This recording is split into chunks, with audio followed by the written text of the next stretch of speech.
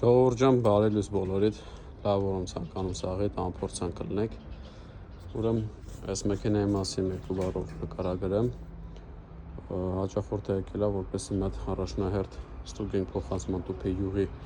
որակը, հասկանանք ինչ աստիճանի է որակացրծված, եթե կարիքը լինի փոխարինելու, նաև կփոխարինենք ու անպայման փոխարինում ենք միայն ու միայն օրիգինալ Nissan NS3-ով եւ երկու ֆիլտրներով, որից հետո վերջում պետք է տեղադրենք փոխանցման տուփի յուղի հովացման համակարգ, որպեսզի յուղը ժամանակից շուտ չորակազերծվի, կարողն տաքանալով անդադար չաշխատի ու կողմնակի խնդիրներ չառաջանան։ Հիմա մի հատ փորձենք ստուգենք յուղի որակը։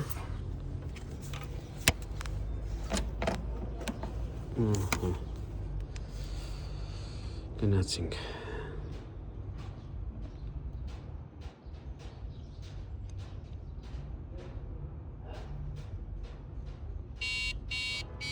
Քսան տոկոս է ցույց տալիս, դա 20%-ը արդեն իսկ համարվում է փոխարինման ենթակա, նույնիսկ որ 30-ը լինի, ցանկալի է որպես 30-ում փոխվի, որպեսզի ավելի շատ չսպասենք որակազերծվի, նոր փոխենք, ինչքան որակազերծված յուղի մեջ է աշխատում, 20% ևս,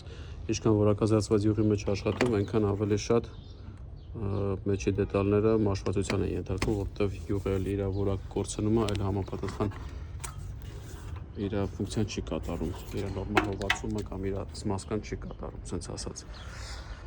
Այսի սենց յուղը պետք է փոխենք անպայման ու տեղադրեմ յուղի հովացման համակարգ։ Գործողությունը կատարեմ, կվերջացնեմ, վերջում կտեղադրեմ պատրաստի վիճակի արդեն ամեն ինչը, կտեսնեք արդյունքը, բոլորիդ լավ եմ մաղթում, եթե կունենաք հարցեր, զանգահարեք, մի սպասեք, որ փչանաձեր մեքենաները, նոր մոտիկանանք հովացում տեղադրելու։ Այլ դա համարեք որպես առաջնահերթություն, որովհետև փոխանցման տուփը պետք է աշխատի ճիշտ հովացած, ճիշտ ջերմաստիճանի յուղի մեջ։ Ասեմ ավելին, որ այս մեքենաները շատերը ասում են մեկ-մեկ, որ 19-20 թիվն է իրանց այս ավտոները լինում են ու գործարանային ունենում են հովացման համակարգ, ասեմ, որ ժողովուրդ ջան, այս ներքևի հատվածում գտնվող այս ջերմափոխանակիչը, որ կա,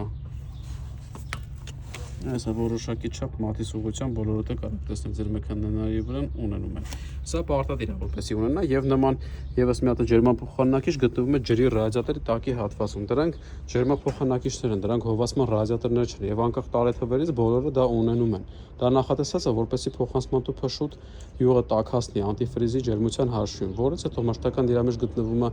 96-98-100 աստիճան անտիֆրիզ։ Դա չի համարվում, որ ջերմաստիճանի անտիֆրիզը պետք է հովացնի 8 լիտր կարապկի յուղին։ Հովացման ռադիատորը հենց լինում է հովացման ռադիատոր, որը տեղադրվում է իր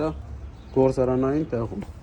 Ինչով որ նույն մեքենաների X-Trail տարբերակները հենց գործարանային ունենում են այդ հովացման համակարգը։ Ինչով է տեղադրում ցույց կտամ բոլորիդ։